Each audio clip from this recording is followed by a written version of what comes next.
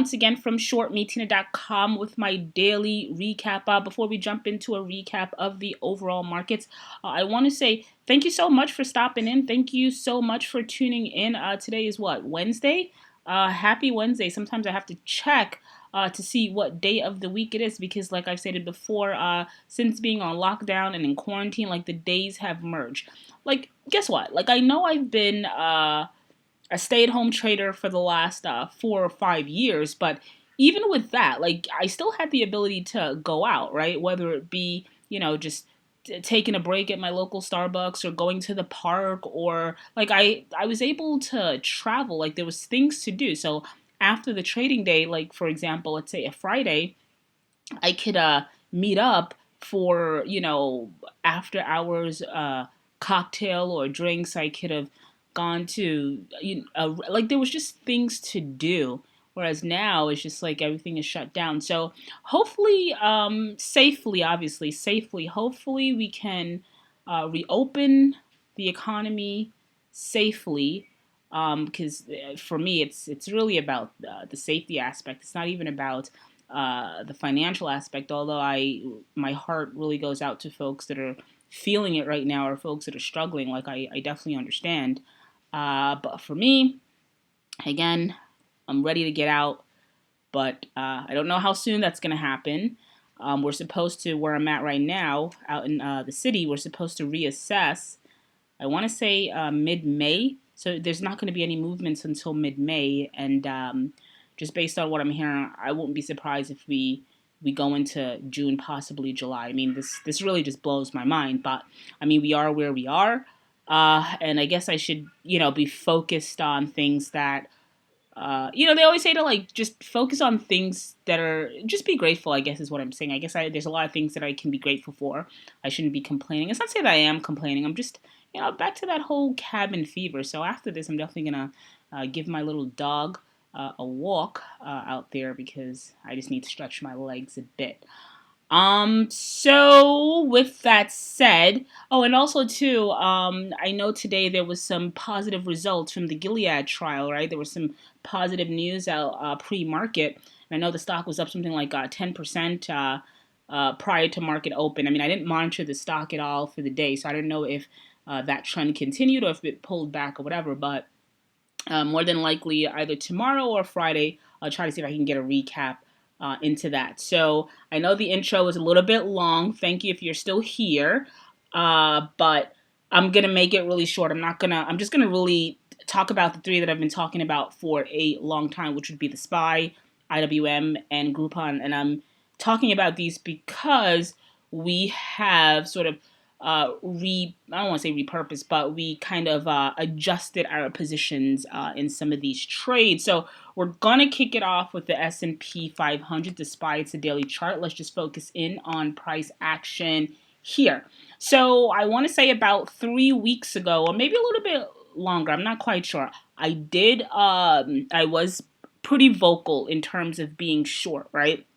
And I always tell people that the market, it's quite dynamic. So every single day you have potentially new players, new information. So there's this constant state of reassessing or reassessment that goes on. For me personally, I want to say just about every single day.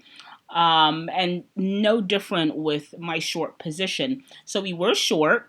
In the premium. So this is specific to my trading account because I have multiple accounts for varying reasons. So this is specific to the trading account that I trade within the premium member community, right? So with that said, we were short the market. We were short the SPY in particular, the S&P 500 rather, not via this ETF, but we shorted it via an inverse ETF. The ticker is SH.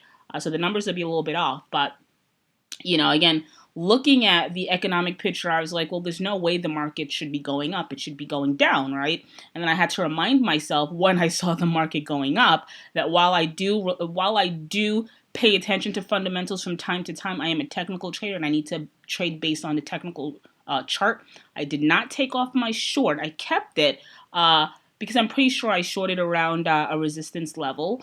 It broke through that. We ended up getting stopped out of that trade about 2-3 weeks ago. So we took a loss on that trade.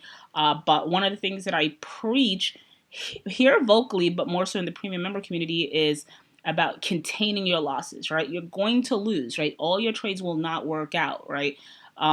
So just know that all your trades will not work out, and that isn't the goal. The goal isn't to get every single thing right. For me personally, the goal is to contain my losses, keep them very small, and when I have a winner, try to let that stretch as best as I can. So we got out of the SPY short once we got stopped out. Again, I let the trade unfold. Although I said let's see what happens. Kept that short. We got stopped out.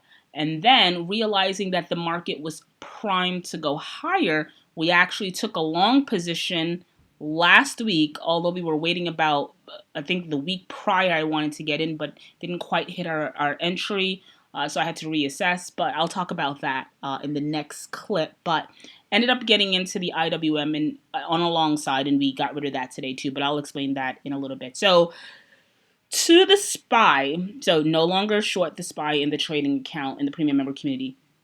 So we closed at 293.15 today.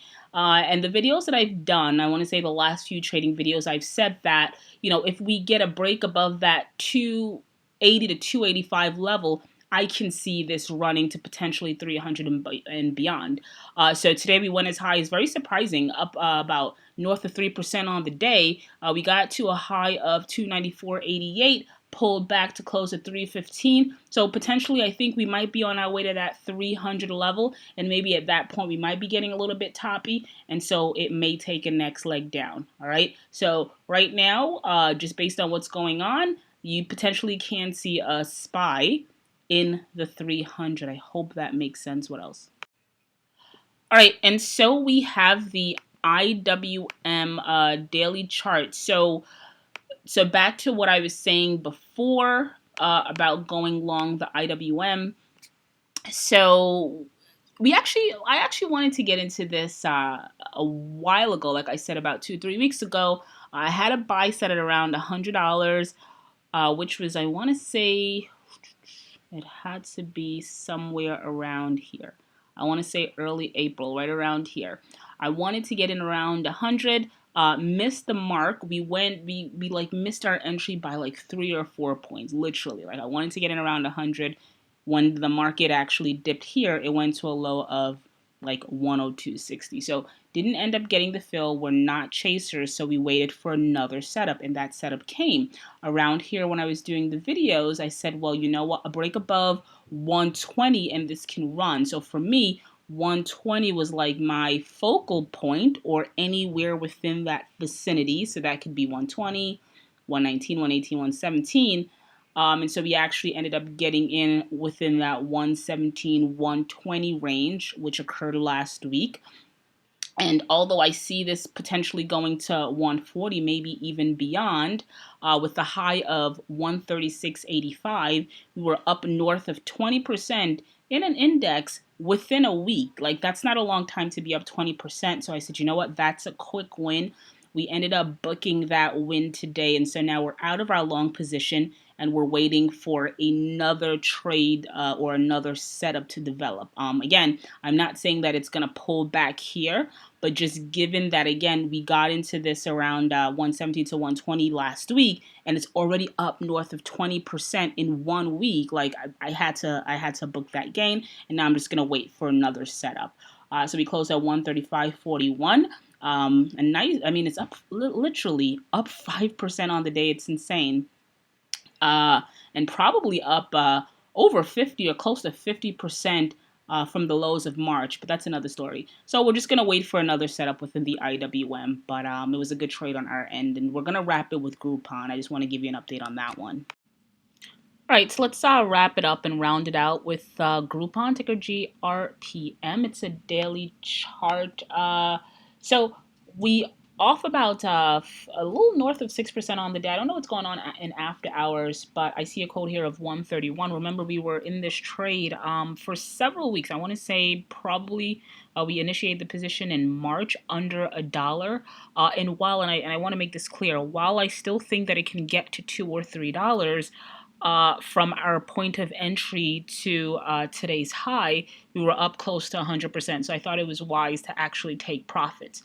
When we got into the trade back here, again, we saw the stock spike to 142. We did not take any profits, and I did not want that to happen again. So we missed the first 100% run up. So the pullback, so I said the next 100% pull off, we're going to lock in some profits, and then we're going to let the rest ride. Also, too, if you note, we ran into resistance when we ran to $1.48. So still see this as 2-3. It would definitely need to get over that 150 level and hold. And if we can hold, I think from that point we can possibly run. All right. So took off a portion of the position in Groupon. It does not mean that I am not still bullish. I am, but at this point it needs to. I think it's like a next hurdle, right? Getting to $1 and actually holding that dollar is one hurdle. Now I think getting to 150 and holding that 150, that's the next hurdle. So we took off some profits around there, and we're gonna wait to part 2 or phase 2, whatever. All right, hope that makes sense. We're going to cap it there. Tina here, once again from ShortMeTina.com. If you enjoyed any portion of that video, do 3 things for me. 1, like, comment in the comment section. 2, I do videos every single day. Make sure you're subscribed to our YouTube channel. And the last thing is right now what we're doing on our website is hosting a free 14-day trading course, essentially detailing a lot of the things that I've learned trading the stock market for the last 20 years. No credit card required, just an email address so we can know where to send the information to. And again, either tomorrow or Friday or perhaps even next week, I'm going to go over some of the stocks like the Facebooks, maybe even the Snapchats, Microsoft, etc., and Gilead as well. All right, stay safe, and I'll talk to you back here again soon.